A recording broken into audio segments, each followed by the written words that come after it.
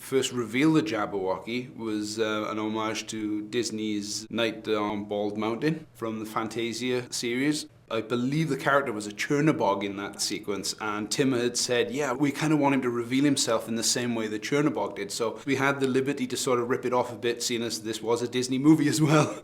Our animators did a real admirable job of, getting as close as they could to that and getting the feel and the aura of this Chernobog. The second aspect that we incorporated into the Jabberwocky sequence was Tim really wanted this creature to move a lot in the same way Ray Harryhausen would animate a creature. So we've got that really memorable scene of Alice reaching the top of the tower and she's got nowhere to go, and she spins around and looks up and there's this huge looming Jabberwocky over her that, would spread its wings much in the same way that Ray Harryhausen would portray his characters when he was stop motion animating. So there were two homages in that the Jabberwocky sequence.